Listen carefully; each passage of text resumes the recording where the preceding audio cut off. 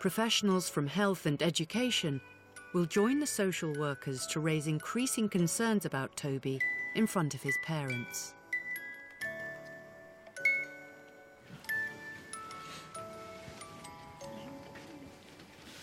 My name is Maggie.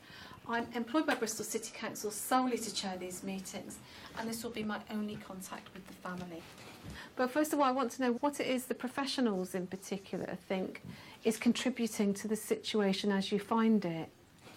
One of the things that I feel is a real problem here has been the defensiveness from Mike, and we're seeing somebody who's been really quite hostile and really unwilling to talk about change and has been preoccupied with arguing with us, and that stopped us from being able to talk about how things can be better.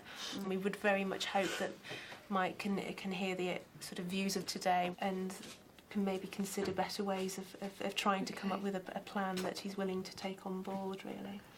Okay. Do you understand why Sally Ann has made those comments? Yeah, all right, but every time it seems like they're putting an obstacle in the way and getting at me. Putting that disagreement that you've got to one side. Yep. What about your parenting and your concern for Toby and how he is? The only concern I got is his speech and his behaviour.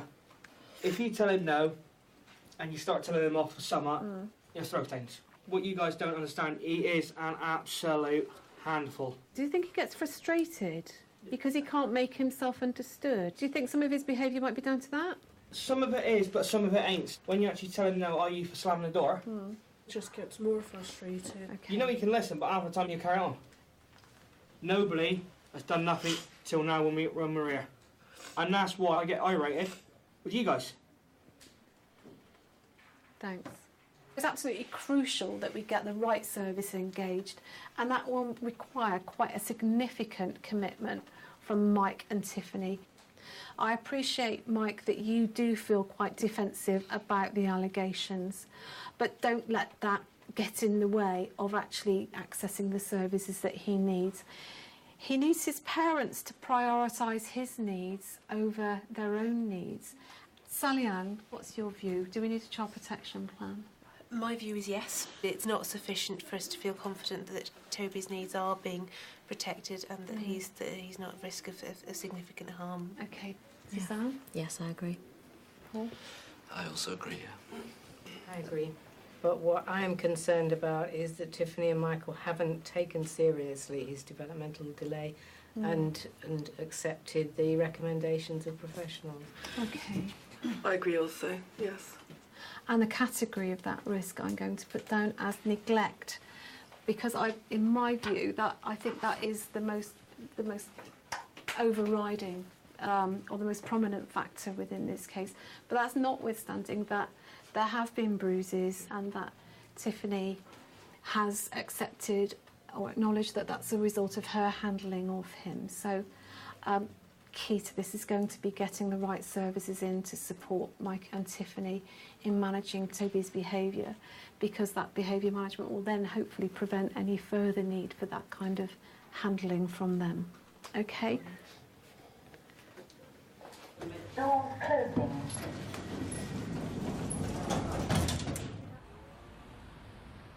Toby is now subject to a child protection plan. If the situation doesn't improve, the case could go to court and Toby be removed from Mike and Tiffany's care. Row, row, row your boat gently down the stream. Merrily, merrily, merrily, merrily, life is but a dream. Rock, rock, rock your boat gently down the stream. If you see a crocodile, don't forget to scream. Ah! Good boy. The child protection plan means Suzanne keeps an even closer eye on the family. Ready? And child health experts observe Toby at play sessions to help his behaviour and find out why he can't speak. I didn't start talking until I was quite late, same with Michael.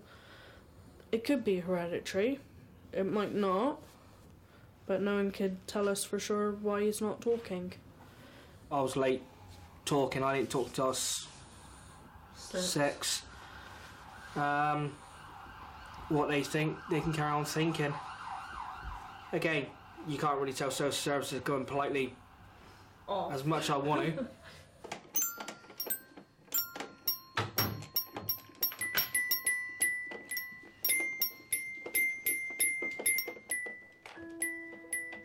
Steve, do you want the cars or the ball? Maybe more cars. Look, it's the baby. It's raining. Can you see? Baby, would you like a drink? On your... Stop. After 40 hours of assessment, the lead paediatrician shares the findings. In summary then, he does chuck things around quite a lot. And I would think, I mean, I felt quite threatened by the missiles that were hurled around the room. So I think everybody feels Yeah. the same way, even us. So We're his parents. that has to be taken into consideration in terms of the level of support he gets. His developmental age at the age of 3 and 8 months is much more in the range of 12 to 24 months. So his needs are quite considerable, and we've done some investigations to see if there's any underlying cause for his developmental delay, and all the investigations have been negative so far.